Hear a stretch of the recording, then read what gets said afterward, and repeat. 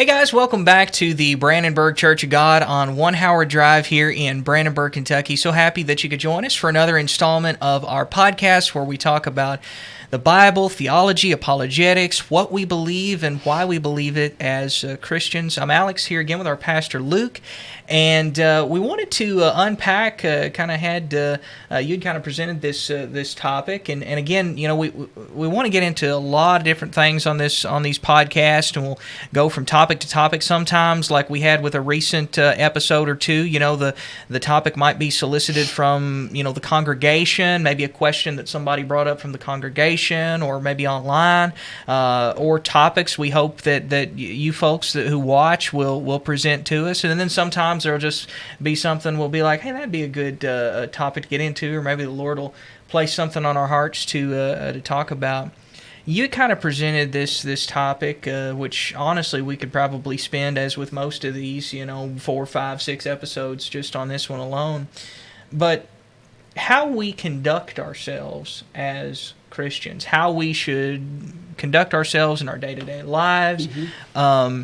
And there's a lot that we can unpack, and I think you've got maybe some examples to bring up. But, you know, if I could just, well, first of all, when you talk about Christian conduct, what's our standard for Christian conduct?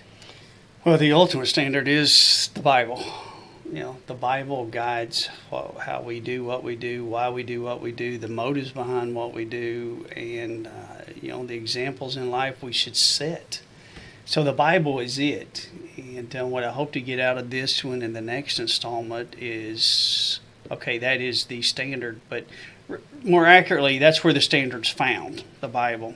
Or the Bible is the standard. I know maybe a little splitting hairs there between the two.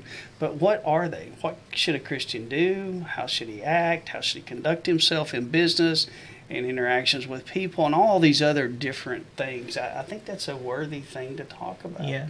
And when you start talking about conduct, it can be difficult, because I think there's something in all of us as human beings. We get upset being told what we should do and how we should do it. There's probably some seed of that in all of us. I think that goes back to the beginning probably. Right.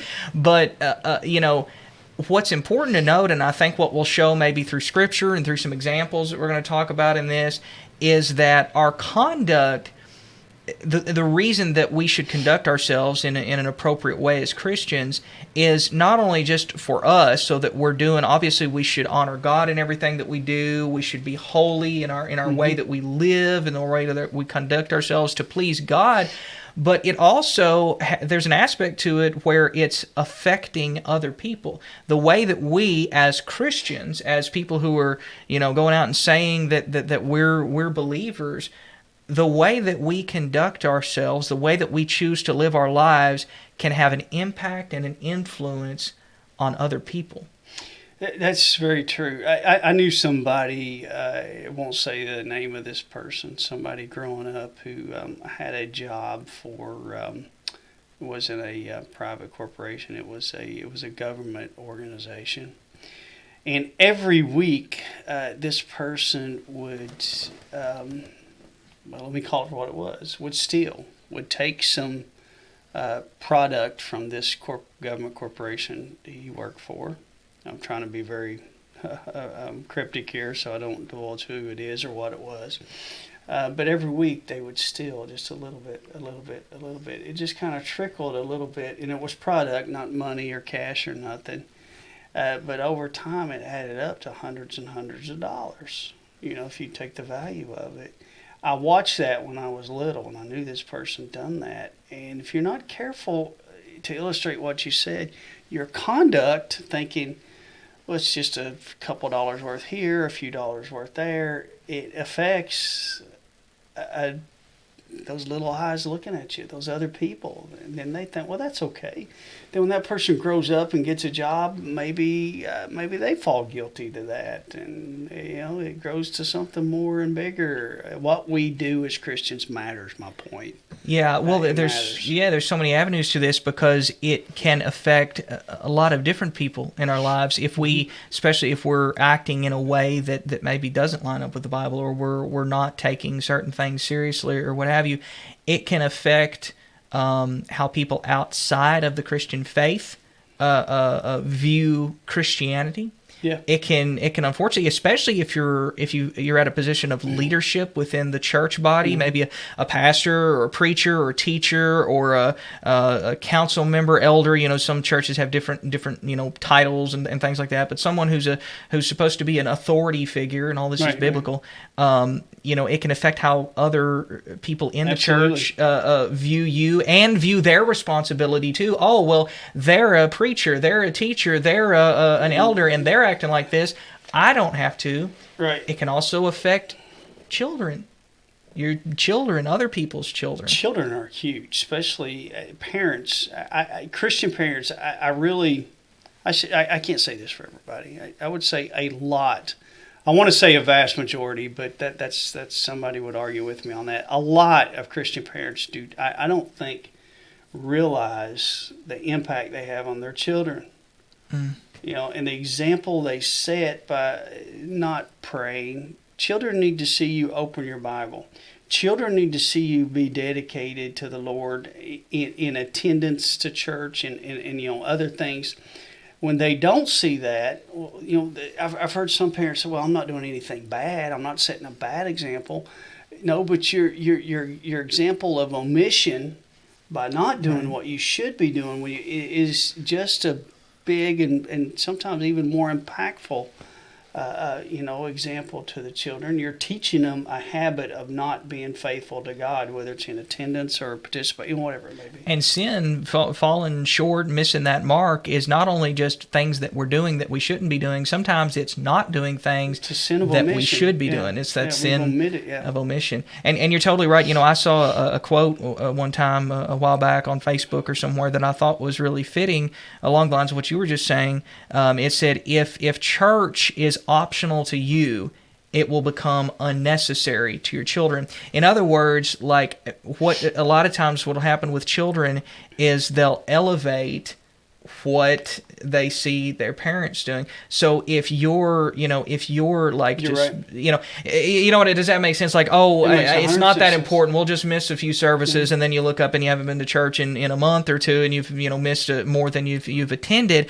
If that's the example you're setting for your household, if that's the example you're setting for your children, then they're going to grow up and they're going to just not even think that it's a necessity at all. They're like, well, why do I even go? Whatever you do or fail to do, your children will generally mimic that exponentially.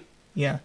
And sometimes I think you've got a lot of well-meaning folks out there who, they pray for their children or their grandchildren, and they want their children and they want their grandchildren to grow up to serve the Lord and to be right with the Lord and to be, they've got that heart for them, but sometimes don't realize, well, look, I got to do something to set the example so that they will. It's one thing to pray, oh, Lord, just bring, just let my child grow up to be, faithful to you and a good person and whatever you're praying. It's one thing to pray that, but to do our part and our responsibility in setting the example, that can make or break it. One of the most impactful, if not the most impactful female in my life, she's now passed, was my grandmother on my mother's side. And I can't, I've shared this with you before, I believe. I can't tell you a single biblical principle she taught me, as for memorize this verse or this Bible story or something like that. I can't recall that. You say, I called her Mama, that Mama taught me this or that. But what she taught me was exactly what we're saying here. She was one of the most committed and devoted people I've ever met. I stayed with her a lot due to some family things and, me not having a dad early in my life and different things. I stayed with them a lot, and I never remember an evening that Bible wasn't open and she wasn't praying and she wasn't reading, and she, no matter what was going on, she always had that time, and that stuck with me. That, if no matter what else, you need to be committed. You need to do what, you need to have this lifestyle. Yeah, that's why the book of Proverbs says, train up a child in the way it should go, and it won't later depart. Now, we know that that's not a guarantee all the time in every case, because Proverbs is general wisdom that we can apply to our lives. We know there's always exceptions, since we as human beings have free will. But it's saying that generally speaking, if you're training the child upright, which part of that is setting that example, being that example, instead of just saying you should go to church, yeah, but I'm not going to because I don't want to go tonight, or Right. I don't want to, whatever the case may be. If we do that, and I think this, I've seen the statistic. I wish I would have pulled up some of the statistics. It's insane, some of the numbers of fathers especially, and I understand there's some households where maybe the father's not around anymore for whatever reason, whether by choice or not by choice, unfortunately in some cases. But the general rule, we know this in the Bible, is that the father should be the head of the household, the primary one setting the Spiritual head, example. yeah.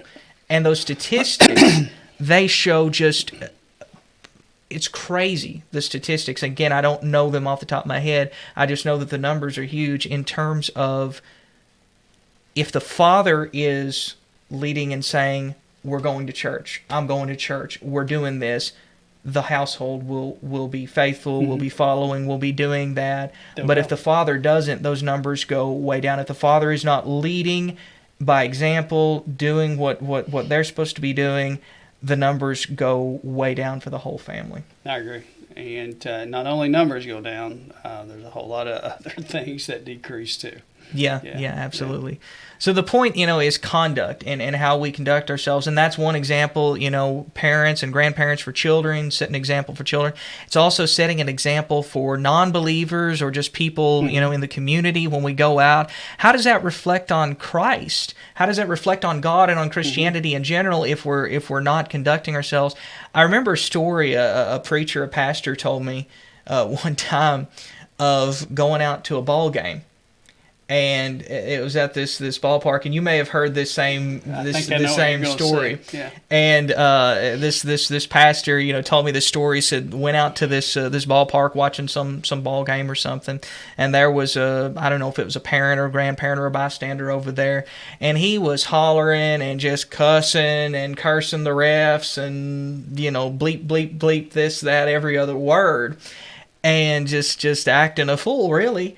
And this pastor that told me this story said he went over to this guy and he said, "Hey, would you mind?" He said, I forget exactly what he said that he said, but in some way he brought up the fact that he was a pastor of a church to show him, hey, I really don't appreciate hearing that, And he said when he did that, when he revealed that he was the pastor of such and such church, the guy said, "Oh, that's great. I'm the deacon over at blah blah blah," whatever. That's an example right there. How our conduct matters. It does. It matters completely. And what kind of credibility did that guy have or not have from his conduct? Him doing that. The Bible says we should be peculiar people. We should be different than everyone else. We should not do the things that everyone else is doing and acting the way other people act. We should be different. I'm glad you bring that up. That's a verse, and peculiar people. What does that mean? Sometimes we want to be, we want to just be contrarian for the sake of being contrarian, and we just want to be different for the sake of being different, and anything. That's not necessarily what that means. It doesn't necessarily mean that we just have to be odd and bizarre all the time. It right. means that we're set apart. We're a set apart people for a holy purpose. We're sanctified unto the Lord for a holy purpose, and we should act different. We should talk different. We should look different. Our conduct, the way we present ourselves, it should all be different than the world. Let me share with you an historic example. And in case we have any Muslim scholars out there, I may get a date wrong. I may pronounce a word or a name wrong here, but what I'm about to say, mine, those minor, pronunciations or something, it's accurate. You can look everything up I'm getting ready to share, but it's a good example of maybe how Christianity really missed a huge opportunity. And it's got to do with Islam and Muhammad. And of course we know in Islam Muhammad is kind of their equivalent. The way we think of Christ, they think of Muhammad. He's that great prophet. A little different there, I know.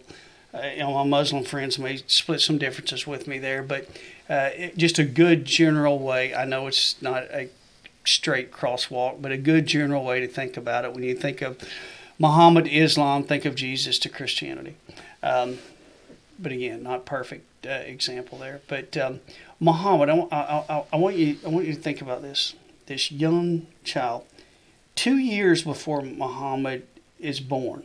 I'm sorry, 2 months before he's born. His mother's 7 months pregnant. 2 months before he's born, his father dies. So he's born with no father. I want you to think about this perfect storm, as we say, that Right. Muhammad come on the scenes in. Right. And while Muhammad is coming on the scenes, before I go further with his timeline, what Christianity is doing at the time, Christianity is, he really comes up at a time to where, the Bible and all the scrolls and all the texts at this time, they're put away in monasteries and all these other places, and the average person don't have access to it. Some of that had to do with education, but, if you want to know what it says, go to your local priest, so to say. So me and you couldn't just go to it. We had to go through somebody to get to it, and we only knew what they told us it said. So it was like this sacred thing that people, it really was sheltered quite a bit. So Christianity wasn't, propagated then, as it is today at this time. So Muhammad, 2 months before he's born, his father dies. So he's born and he doesn't know his father. So you got this little boy that comes to only a mother at that time, and he grows up fatherless. 6 years old, his mother dies. Never know the father. 6 months old or 6 years old, his mother dies. And he's taken in at 6 years old by his uncle. And he has an uncle and takes him in. And his uncle owned some caravans. Think of a caravan then, through the desert. And this was up in Persia, up around Iran at the time. And they would these caravans would make trips from Iran around the Fertile Crescent all the way down to Egypt. Think of a modern day railroad, transporting goods up and down, up and down. That's what they did on these camels. So he owned these caravans, and his uncle had a son that was about the same age as Muhammad. His name was Ali. And Muhammad and Ali became very good friends. It was like the brother he never had, the father he had never experienced. He's now 6+ and he's growing up. And Muhammad and Ali become very, very close friends. They're like brothers. And as Muhammad grows, and imagine this, he's located in one small area here. He probably wouldn't have traveled much outside of it. But now he's experienced, and this was a lot of travel then, from Persia, think of Iran, Persia, Right. all the way down to Egypt, around the Fertile Crescent, all that. That is a lot of exposure to a lot of things, going back to Christian example. And as he does this for years, he's helping. And as he enters early adulthood, back then they considered that late teens, 20s, think of teens, 20, like we would, very similar, early adulthood. And he comes in contact with a widow woman. They would pass lots of these routes where they'd follow caravans were very, prominent, routes. Sure. Yeah. Think of the interstate highway across America. Right. And they would encounter all of these people along here, and they would encounter other caravan owners, maybe travel with them, maybe pass them along the way. But they came in contact with this widow lady. She was a Jewish woman. She was middle-aged, older than him, but not an old lady. And came in contact with her while he was traveling with his uncle's caravan. And hers would sometimes, she owned a caravan, they would kind of travel beside each other, and you can imagine breaks and stops talking. Anyway, he gets to know her. And he's about the age of 23, and he decides he's going to leave his uncle's caravan, and he's going to become a camel driver for her caravan. He's going to run the caravan for her. And he does that, and he's successful, and he ends up marrying her. And she begins to tell him about, at this point, he's in his mid-20s now. At this point, he has no religion. Right. But he's exposed to everything, and he's curious. He's this sponge.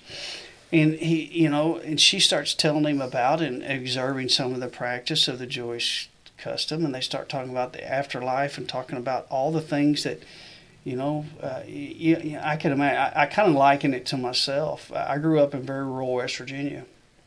When I was 18, I went in the Army. I was exposed to things I'd never seen before. I'm like, wow, right. How is this? This is, it was like, and he's exposed to all this. And a bit of a story here, but I'm getting to a very poignant point. And she tells him about the afterlife and the Jewish take on it, and he's really intrigued. History says he was close to becoming a Jew. He was. But aside from his wife, when he encountered other Jews, and this is why our example is very important. Right. And when he encountered other Jews, they would not tell him about the culture and the beliefs and Judaism. They wouldn't tell him about all this stuff. And why wouldn't they? Because he wasn't a Jew. You're not one of us. I'm not going to tell you about it. Yeah. And they just kind of cut him off. And so what he does is he says, you know what? I'm hearing my wife say this thing, tell me how good and all this is, but I'm seeing how it's really practiced. Maybe she's just, and I'm interjecting something here, maybe she's just being whatever to me. I don't want nothing to do with this religion. If they're like this and they're not going to accept outsiders and they're not going to talk to me and they're not going to tell me and try to win me to this great thing they have, I don't want to be part of this. And I think that's why part of a Christian is we should set the right example. And part of that example is telling everybody about Christ, evangelism. So he discards the Jewish religion and he says this is not something that I want to be part of. But also on those caravan routes, he encountered another group of people. These people were called Christians. And this gets very interesting to me. Now, keep in mind, he's mid-20s, going up to his 30s. He's growing. He's mature. He's seeking. He wants something. And there's a world out there that is seeking so much, and they want something. Yeah. And I tell you what, if they don't get it filled with the right thing, the devil will fill it with them with the wrong thing. Yeah. And he comes up to Christians, and Christians take the time to talk to him. They tell them about Christianity. They tell they tell him about how great things is and how good God is and all the things of salvation and all the things we know about Christianity. They do exactly what we would expect a good Christian to do. Right. But Muhammad discards Christianity. I want no part of it. Why did he do that? He did it for exactly what we're talking about here. The examples the Christians said. Mm-hmm. He watched them on the caravan routes, how they would cheat people and how they would have different stations and and they would do weights and how they would weigh and they would cheat and they would lie and they would steal. It was the example they set. And he came back and and this is documented. He came back and and I'm summarizing, he said, you know what? They say they love the Lord. They say they love this person named Jesus. They say he will provide and do everything for me, but yet they lie, they cheat, they steal. I want no part of this. Yeah. It was the bad example. So, and I could go on with more of where he goes from that and all the other things and how he went into the cave and how he came out with the Quran, and maybe we talk about that later. But he disregarded Christianity. Yeah. Islam, the Jewish people failed. Christianity failed him because of the example they set. Then right after that, he's so confused. He's seeking answers, and he goes in isolation. Mm-hmm. And that's when he goes in the cave. And that's where a voice, he says, was the Archangel Gabriel, spoke to him and dictated the Quran. I know I'll make some of our Muslim viewers angry, but that wasn't the Archangel Gabriel, and I'll stop right there. But think about the example and the opportunity Christians lost. Well, one of the biggest arguments you'll hear from people of why they don't go to church or why they don't want to become a Christian or they don't want to believe in that is Christians are a bunch of hypocrites. And now, there's two sides to that. because sometimes that'll be an excuse for people to not want to commit to the Lord, to not want to go to church. So sometimes that'll be just an excuse, and we got to be careful about expecting that Christians are always going to be perfect, because that's contrary to the whole concept of Jesus died for us because we can't be perfect. But on the flip side of that, you think about, there's some people who have really truly been hurt by Christians and hurt by the church, and there's people who never really came to that moment of seeing Jesus, because the person who was supposed to show them Jesus was acting a fool. The person says, well, Christians are hypocrites. I would have to agree that there are some professing Christians that are absolutely hypocritical. Mm-hmm. I'm going to do a poor job at explaining this properly, or probably from the way I heard it, but there was a gentleman I heard speak on this subject, and he likened it to Mozart and playing one of Mozart's most famous pieces.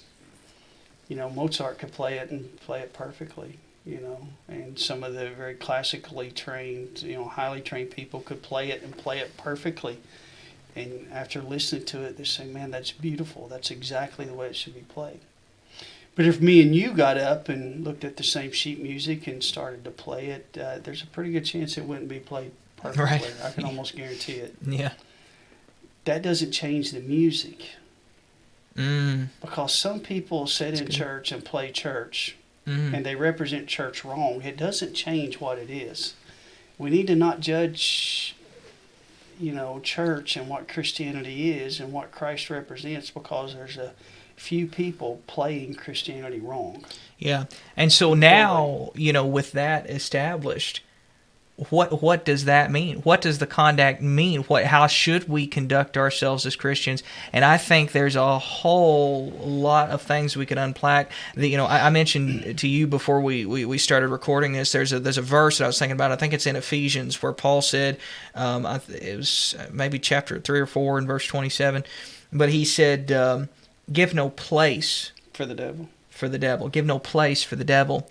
If you look up, what that word place really means in its original context, it's talking about not giving the devil an opportunity to do anything, and sometimes, we'll open up an opportunity just by maybe being ignorant.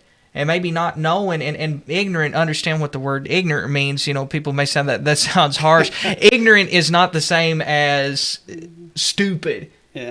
Ignorant. I'm ignorant. I'm ignorant on a lot of things. I'm ignorant on reading sheet music, just like we just talked about.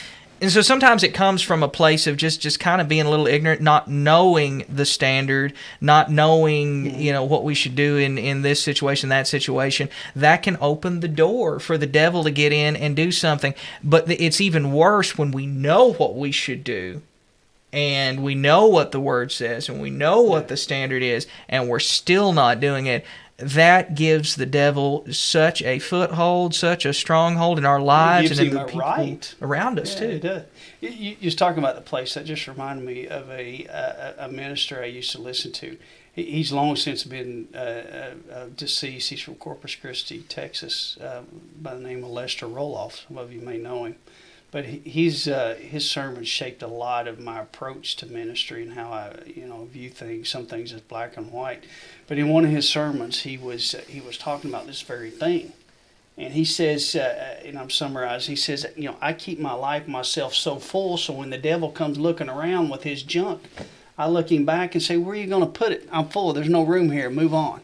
And I like how he kind of says that. Yeah. We got to stay full of the Lord, or the devil will find a place to put his junk in our life. Yeah, and sometimes that goes even deeper, and I don't know if we want to get too far into this on this episode, or maybe we do, I don't know.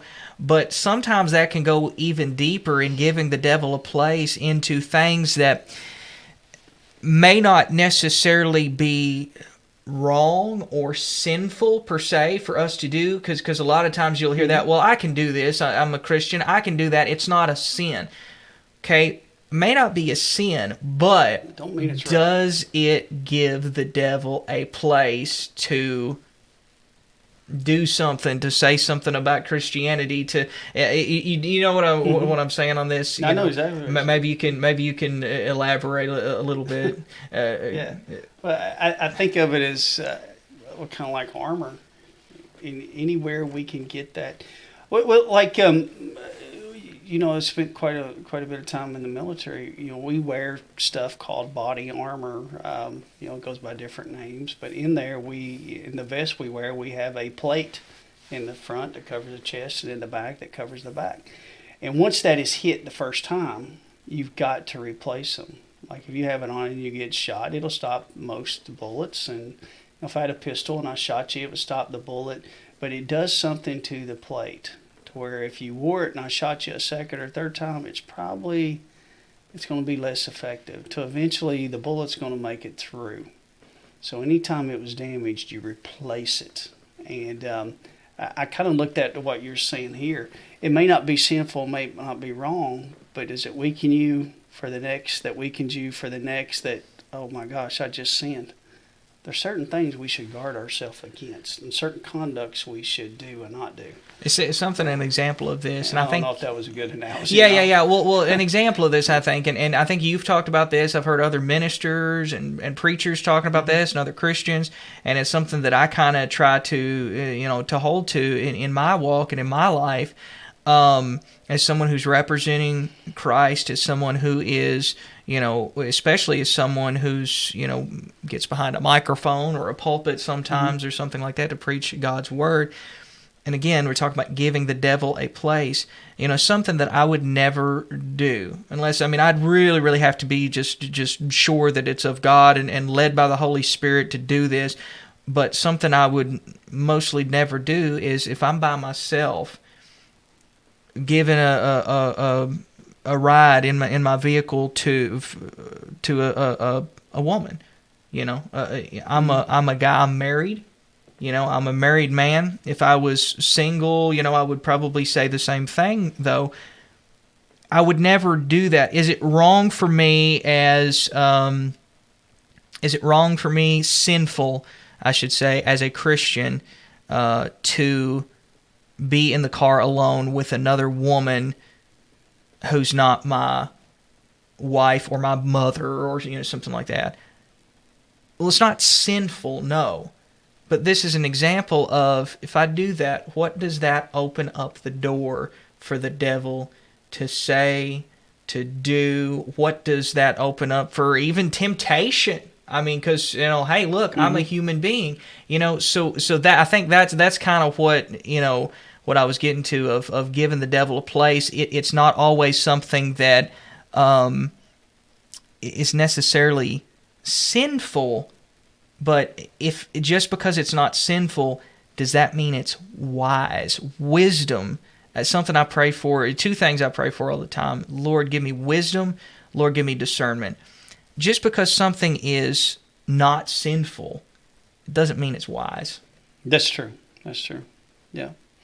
And there's so much we could get into with this, and I like how we started out earlier talking about it's not just how it affects us, but how it affects other people. Mm-hmm. If we look at the example and the historical example I gave, those Christians thought, well, this isn't whatever, but it affected and really helped the rise of Islam.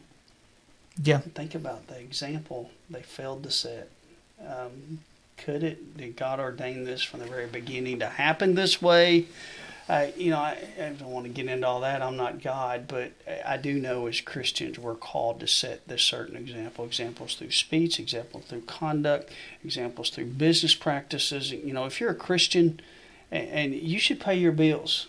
Mm-hmm. I don't believe God is happy when Christians have debt and delinquent and not doing things. We should be honorable and forthright and do the things. There's just a whole bunch of conduct we'll get into in this next episode. I'm glad you said the next episode, because that's we could spend a whole nother probably 2 or 4 episodes on what does conduct mean as Christians. But I think unless you've got anything else. No, I think that's a pretty good stopping point here for the next one coming up. Yeah. All right. Well, we pray that this was a blessing to you. And again, anytime you're talking about conduct and some of these, things, it gets a little, it gets a little difficult, because people will say, well, we're just being legalistic, or saying that we have to do this, and this. A lot of this stuff, I think it's worth noting too, is not necessarily even a salvation issue. It's because that can even thinking about everything in the context of, is it just a salvation issue? Well, I'll still get into heaven if I do this. This may sound odd to people, but if that's our mindset, that can sometimes be such a selfish mindset. Mm-hmm. Because it's not always about just, am I still going to get into heaven? Well, yes, God's got grace and God's got mercy and God got love, and God so loved the world He sent His only begotten Son. But sometimes it's about how, as we've said, it's going to affect somebody else, our son, our daughter, our fellow church congregants, non-believers, people who don't know Jesus. Yeah, I really, if I would title this podcast, it would be, setting the right example. And I believe that whole context is how what we do affects others. Whether it's how others view us, which it can indirectly affect us in different ways. But yeah, we have a standard, and we'll get into that next installment. All right. Well, thank you guys for watching. Make sure to like and subscribe. Follow us on the social media so you can keep up to date with postings and just in general what's going on at church. If you watch and you're local and you don't already have a home church, we'd love to see you sometime. We've got our Sunday morning services, a Sunday school at 9:30, a Sunday morning service at 10:30, and then we got our Wednesday evening Bible study at 7. So we'd love to see you here sometime in person at the Brandenburg Church of God on 1 Howard Drive. So until next time, God bless.